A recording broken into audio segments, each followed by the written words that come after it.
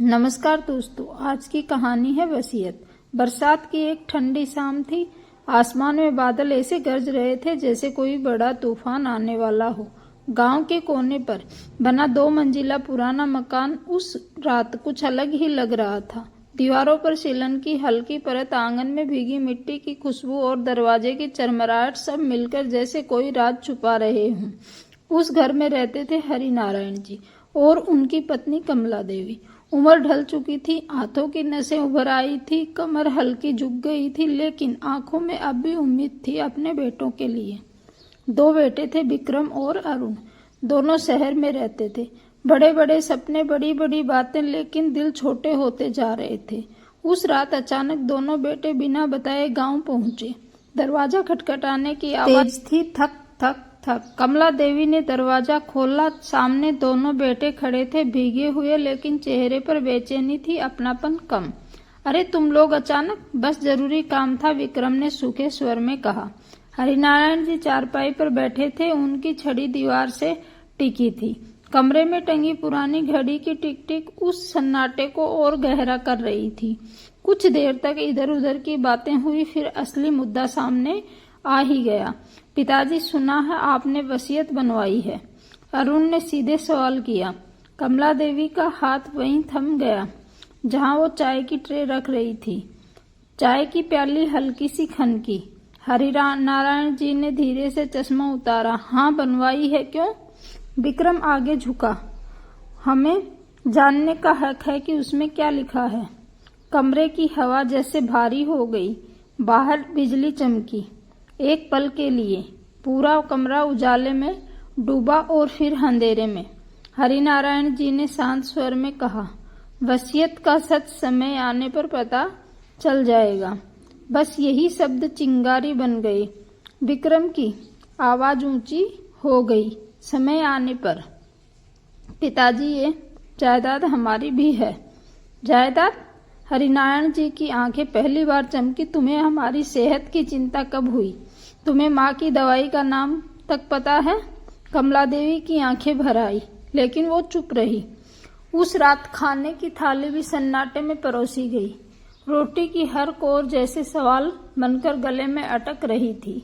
आधी रात को हरिनारायण जी अपने कमरे में गए। अलमारी खोली। अंदर एक लोहे का छोटा सा संदूक रखा था। उसमें कुछ कागज थे और एक पुरानी डायरी। उन्होंने डायरी खोली। हर पन्ने पर बच्चों के बचपन की बातें लिखी थी। आज विक्रम ने पहली बार बाबा कहा। आज अरुण को बुखार था। पूरी रात जागे। उनकी आंखों से आंसू टपक पड़े। उधर दूसरे कमरे में दोनों भाई धीमी आवाज में कर रहे थे, देख लेना, वसीयत में सब कुछ किसी और के नाम कर दिया तो हमें अभी बात साफ करनी होगी। सुबह होते ही दोनों ने पिता से दोबारा सवाल किया, हमें वसीयत देखनी है। हरिनारायण जी ने बिना गुस्से के कहा, ठीक है, आज शाम वकील आएंगे, सबके सामने पढ़ी जाएगी। दिन जैसे रुक गया। कमला देवी बार बार तुलसी को पानी देती, फिर खाली आंगन को देखती। हरिनारायण जी चुपचाप अपनी छड़ी सहलाते रहे। शाम को गांव के कुछ लोग भी आ गए। वकील साहब आए, हाथ में फाइल थी। कमरे में कुर्सियां लग गई। हर कोई सांस रोके बैठा था। वकील ने फाइल खोली। कागज की सराहट साफ सुनाई दे रही थी। मैं हरिनारायण प्रसाद। पढ़ना शुरू हुआ। विक्रम और अरुण की आंखें चौड़ी हो गई। अपनी आधी संपत्ति गांव के वृद्धाश्रम के नाम करता हूँ। कमरे में खुसर फुसर शुरू हो गई। और बाकी आधी संपत्ति अपने दोनों बेटों को बराबर दूंगा, एक शर्त पर। दोनों बेटे आगे झुक गए। शर्त यह है कि वे अगले 1 साल तक गांव में रहकर अपने माता पिता की सेवा करेंगे।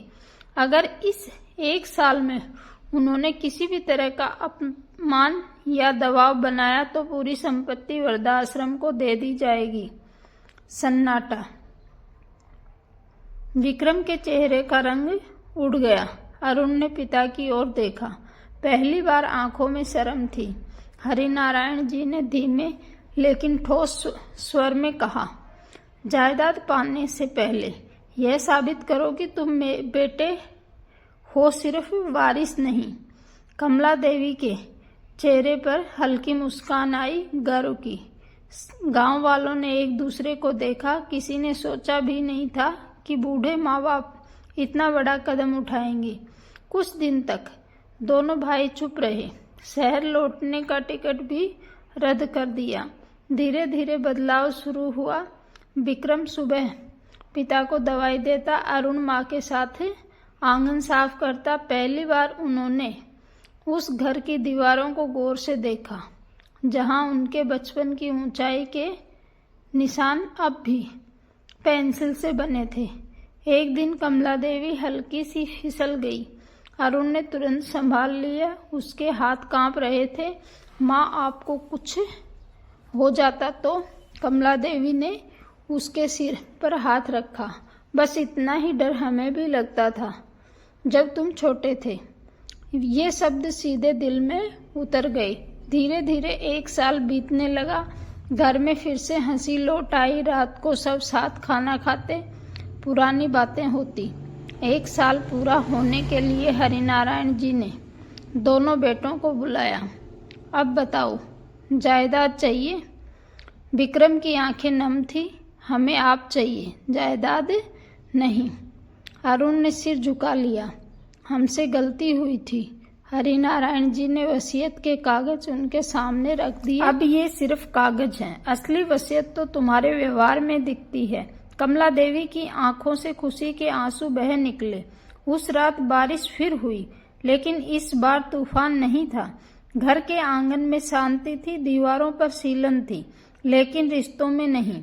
और गांव के लोग कहते थे, उस घर ने 1 साल में जो देखा वो किसी अदालत में नहीं सिखाया जा सकता। जायदाद की असली कीमत तब समझ आती है जब इंसान रिश्तों को खोने के कगार पर पहुंच जाए। अगर ये कहानी सुनने वाले के दिल में हलचल पैदा करे तो समझ लेना वसीयत की वो रात बेकार नहीं गई। धन्यवाद।